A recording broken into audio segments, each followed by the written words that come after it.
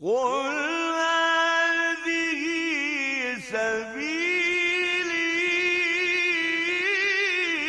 أدعو إلى الله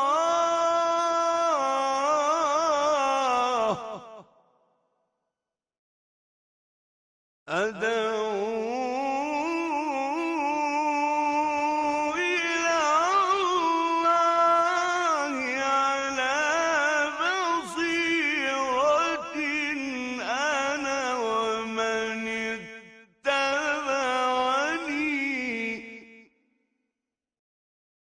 وسبحان الله وما أنا من المشركين. بسم الله الرحمن الرحيم. إن الحمد لله نحمده ونستعينه ونستهديه ونستغفره ونعوذ بالله من شرور أنفسنا ومن سيئات أعمالنا. من يهده الله فلا مضل له ومن يضلل فلا هادي له، وأشهد أن لا إله إلا الله وحده لا شريك له، وأشهد أن محمدا عبده ورسوله صلى الله عليه وعلى آله وأصحابه وسلم تسليما كثيرا. أما بعد. This is an important topic because this topic is the identity of a Muslim. Let me repeat. Walaa and Baraa is the identity of a Muslim. Walaa and Baraa is the selfhood of a Muslim. Without this topic fully embedded in your hearts, especially in non-Muslim lands, the grandparents and great-grandparents of today are given birth to future non-Muslim grandkids and great-grandkids. Whoa, what? Let me repeat that to you. Listen closely. Without true belief and understanding of Walaa and Baraa for everyone, but more so for those in non-Muslim lands, for everyone, the grandparents and great-grandparents, us, we're going to have kids inshallah, and great-grandkids and the grandparents and great-grandparents of today are given birth to future non-Muslim grandkids and great-grandkids. What do you mean? Let me tell you what I mean over here. Let me tell you this example, you understand it. A family I know very well, and I could even name the names. In 1920 or so, two brothers came to this country from Jordan. One of them settled and one of them returned. One who returned, he didn't like it here or did it go well for him, he returned. The one of them stayed here. So now that one who stayed here, there's possibly 4 or 5 generations now, since it's the 1920s. The great-grandfather who returned to Jordan, his descendants overall are all Muslim. They all have the spirit of Islam. At the end of the day, you ask them, they'll tell you we're Muslim. Yes, some of them are astray, some of them are sinners, but inshallah they all have Tawheed and La ilaha illallah in their hearts, and inshallah one day they'll come back to the true teachings. The brother who remained in this country and died here, and most of his first generation children I believe are all dead now. There's now 4 to 5 generations from that man. They grew up in a city, and there's so many of them, that a city in the United States is named after them. Do you know from the descendants of that man who remained in this country from the 1920s, there's not a single one who says, I'm a Muslim? I'm not saying that they neglected their salah so they're not Muslim. That's not what I'm saying. I'm saying when you ask them, what's your religion? He's either Christian or Catholic or Buddhist or Hindu or atheist. A lot of them are atheists. This is something I know firsthand with names and details. We ask Allah subhanahu wa ta'ala to guide them back to Tawheed and Islam. We gotta ask why. We spoke many times that non-Muslims can never be compelled to say La ilaha illallah. It's impossible. La ikraha fi din. even when Islam is ruling a nation and there's non-Muslim living under it, it's impossible that we force or coerce anyone into Islam. Impossible. Even when the rulers of that country are by the solid Sharia, the ideal Khilafah. They even get protection from Muslims, the utmost protection, while they're on their false belief. Non-Muslims get treated under Muslim rule better than they treat us when we're under their rule. Non-Muslims get treated under Muslim rule better than their own people treat them when they're under their own people's rule. That's when there's the ideal Khilafah. But at the same time, and here's what I'm trying to get at, that treatment doesn't mean we approve or condone their false, tampered, made up belief. We treat, for example, Ahl al-Dhimma, those who live under Muslim rule, and you know they're weak and vulnerable because they're living under Muslim rule. A lot of Muslims are the popular and the strong ones. They live under Muslim rules. At times, the Muslims got to protect them. But we teach our kids and we put in our hearts that their faith is false faith. We embed it in our hearts, in our minds, in our kids' minds, that that cross that they're wearing, if someone dies believing in it, they will be emblazoned in hell forever. You have to teach that. You have to know that. You have to solidly believe that. When you have Muslims that are taught that the faith have minor differences amongst them, that they downplay the difference in belief in shirk and tawheed. It's not a biggie. They say we're all going to heaven. Your religion, my religion, same God. We're all going to heaven, so nothing really matters. They say Jesus is the Son of God, Isa is the Son of God, we say He's the Messenger of God. It really means the same thing. When you get down to it, it's really a technical linguistic difference. When you boil it down, where all the Abrahamic religions and all the Quran said it, everyone's going to heaven. It's in the Quran, and they falsify this and tamper. The deviants also say explicitly or implicitly, anyone who mentions hell or anyone who's going to hell, that someone's going to hell, that's a radical extremist. Hell, Jahannam these days, without Walaa and Baraa, has become to many like an abandoned dwelling that no one enters. It's just there to be there. No one's going to hell.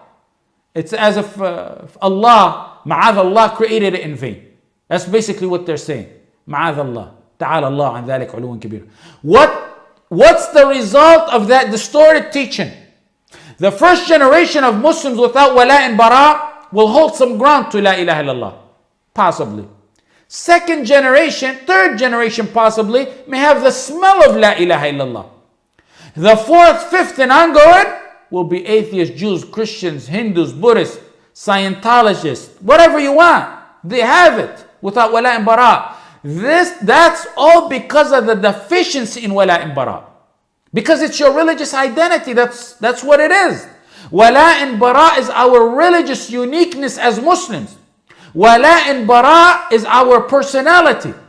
15 years ago, I was at a lecture, and a famous lecturer gave a very popular talk that he always goes around giving about Islam's history. Early on, Muslims in this country, and early on masajid, he had a projector with pictures of old masajid.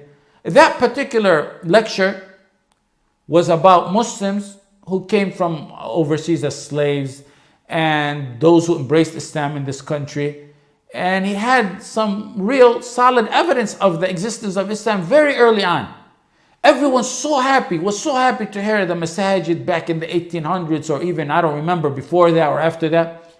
And after the lecture, we sat down to eat. I said that those masajid are gone. But where are those communities of Muslims? Where are the Muslims? Where are the descendants of those Muslims that you've been talking about for the past hour and a half? I know and I understand that structures in masajid burn down, they fall, they deteriorate over time. But what masjid did the congregation transfer to? Where on earth are those people you're talking about? Where are their descendants? Those Muslims you were talking about in the 1800s, they're all barren, they didn't have no kids that we can see today? If they're barren, I can understand that. They didn't have kids, so that means there's no Muslim kids out of them that came. According to the numbers that he was talking about, for example, the overwhelming majority of African American are supposed to be Muslim. And there's more than that from other origins. Muslims should be way more than I want to know where they're at. It's impossible that they all were barren, they couldn't conceive kids. He said, that's a good question, I don't know. There should be studies done on that. I said, don't you think over the decades, in the centuries, they were washed out of Islam? You don't really got, I'm going to save you some time. You don't got to do no studies. Don't you think they were washed out of time? No Walaa and Baraa embedded in their hearts? And look at this. If this was back in the days where there was merely no Walaa and Baraa due to ignorance, imagine how it is today and what your kids are going to turn out to be when it's not only ignorance in Walaa and Baraa, it's a full-blown war on the teachings of La ilaha illallah and Walaa and Baraa. The bombshells fallen on Walaa and Baraa by those who claim to be of our own, claiming to be Muslim and dua and shuyukh, are more dangerous, more lethal than the bombshells that fall on the heads of the innocent brothers and sisters throughout the world. Wallah al-Azim. Wallah al-Azim, there's a war on Walaa and Baraa. Wallah al-Azim. Don't get me wrong. Enemies of Islam, they always had an issue with Islam. And they always had an issue with Walaa and Baraa. It's nothing new and it's nothing to be surprised about. But now the problem is with the munafiqeen of our ummah that claim to be followers of this ummah, who are spreading a contaminated form of Walaa and Baraa. A lethal dosage of Walaa and Baraa. That's going to take you out of your Islam. Locally, my father was a founder of a local masjid. He took the responsibility of that masjid and he was at the core of changing it. It was built in the 30s. But my father, may Allah subhanahu wa ta'ala grant him a long life full of deeds, was a main person in charge of it in the 60s and the 70s, along with a sheikh from Yemen, who was one of the first graduates of the Islamic University of Medina and came here as a da'iyah. May Allah raise his rank to Firdaus. As I heard, he died recently. He left me some books when I was a young boy to read. One of them was Kitab al-Tawheed. The upper floor of that masjid was a masjid. The bottom was a wedding hall where they have music and parties, and at times alcohol was served in it. My father and this imam went over the masjid and changed it to a masjid, upper and basement of it. I remember my father would go make salah and sit from Maghrib to Isha. And on a good Jum'ah, not on a good day, on a good Jum'ah, there would be 3 to 4 old men. And my father would be the youngest and I was the only kid. At times, I remember when they would sit in Maghrib and Isha and there was parties downstairs, the old man would go downstairs. Wallah, I remember. They would go downstairs and tell them to lower the music for 5 minutes so they can offer Maghrib or Isha. Wallahi, I remember it as a kid. The names and families of the founders of that masjid in the 30s, we know. I just want you to do one thing. Go do a study on what happened to most of their grandkids. Where are they? What happened to them? I'm not going to talk about it. It's hurtful to talk about it. But you're going to be surprised at what you're going to come at the results you're going to see. Do a study and come back and tell me what you find. I don't want to sit and make our precious moments of this Tawheed class storytelling ones. But this needs to be told so you can know what Walaa and Baraa is. To know the danger of having a deficiency in the belief in Walaa and Baraa. It must be said like it is by the ulama, by the shuyukh, by the dua, by the Muslims. Why? To discharge our duty before our Lord and free ourselves from guilt before Allah when we meet Him.